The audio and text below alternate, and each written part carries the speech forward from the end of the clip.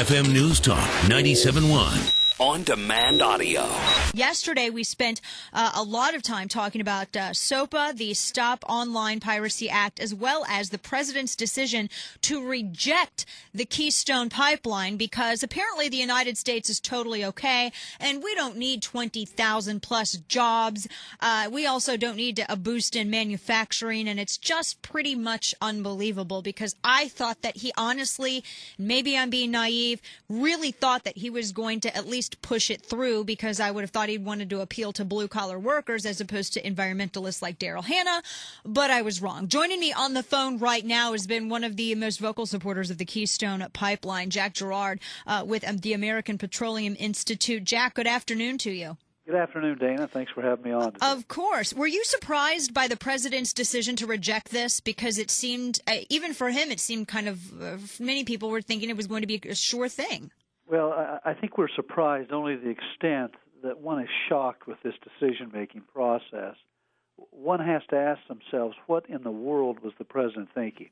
Here's the largest shovel-ready project in the United States today, 20,000 American jobs, and he said no. I mean, one day he's out saying we can't wait for job creation. He's been beaten up on the Congress. He's been beaten up on Republican leadership. We can't wait for job creation.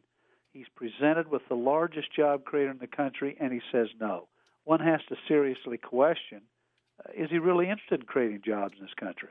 Well, and now we see the Canadian Prime Minister is going to been discussing having China do this project with them instead, which is really disappointing. One of the things that I've been hearing from progressives most often yesterday is they keep going after the 20,000 job number. And we detailed yesterday on the show just where that job number from TransCanada comes. And it really, Jack, and correct me if I'm wrong with this, really, this is more than 20,000 jobs. I know that they're looking down to, the different segments of the 1,600-mile pipeline. There's 500 workers per spread. That's like 8,500 jobs. I mean, we did all the math yesterday. But is it safe to argue that there's even more than 20,000 jobs that could be created from this? Absolutely. A couple key points to that, Dane, and I think they're very important points.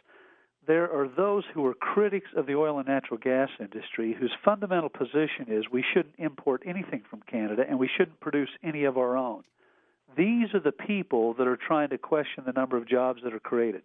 But even they, in their most ludicrous assumptions, conclude there are thousands of jobs to this pipeline.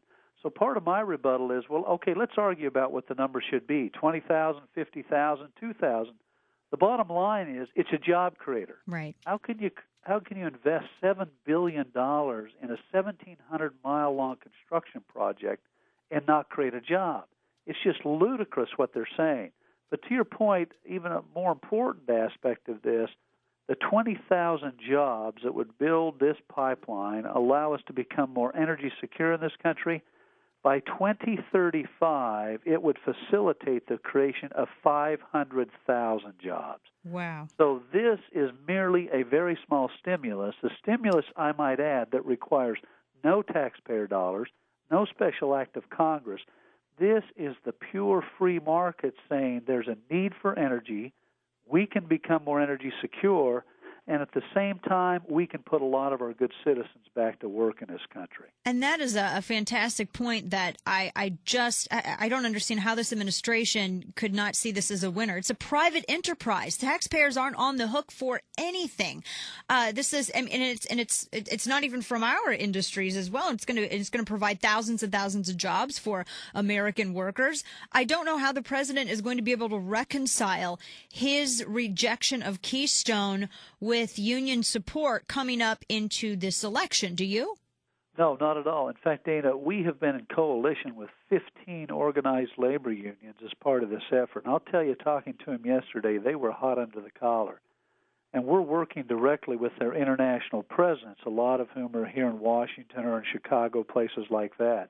But I'll tell you, the people that are really upset with this are those union members, the rank and file that are on the ground out there, that have been looking at this as not a pipeline, but a lifeline. They've been out of work. They're looking for good-paying jobs. They want to be contributing members of society. And after waiting in line, hopeful the president would do the right thing, he appealed to a small, shrill group of critics of the industry. In fact, he's fallen victim to this small handful of people, and he has denied 20,000 people the opportunity to get back to work and make a great wage. So when I tell people there's going to be political consequences here, it's going to matter a lot less what their international union bosses say, but those real people on the ground out there that are trying to save for retirement, try to put their kids through school, they are furious. And if the president doesn't think he's losing that base, boy, he's not listening to the right people. Because I'll tell you, there's a steady temperature rise out there, and this just ignited the countryside. Oh, completely. And even with the environmentalists as well, it seems as though all of the criticisms that they had of this pipeline going through, the aquifers and sensitive areas, TransCanada, as I understand it, had offered to go around all of those. They remapped how they were going to put this pipe in to completely satisfy the concerns of environmentalists, and yet it was still rejected. I don't understand why they would still reject it, Jack. Well, it's just amazing, Dana. And like I say, this whole decision is shocking. What they have done is the president tried to suggest he didn't have enough time to make this decision. This decision was under review for over 3 years. His State Department has conducted 2 comprehensive environmental reviews, both of which concluded there is no significant impact. In fact, the Congress gave him an out.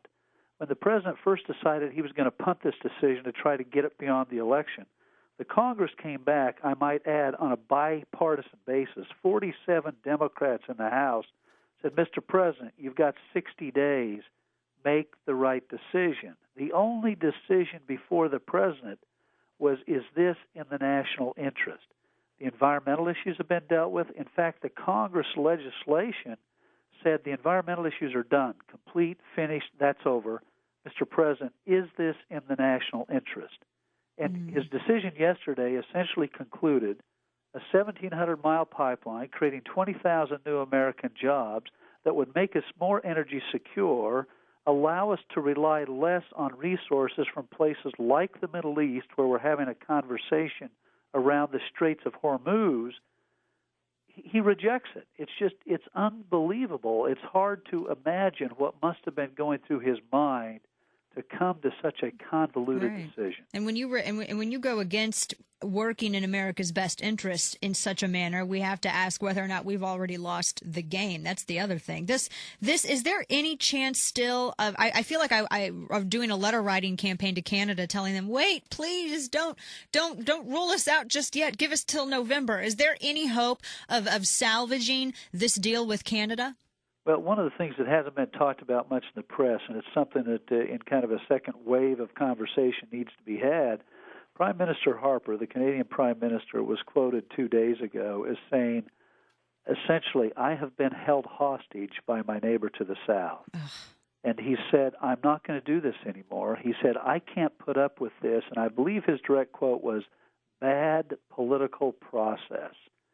He has already announced a week ago that they're going to start public hearings to build the pipeline from Alberta to the West Coast, where this oil is now going to go to Asia, specifically China.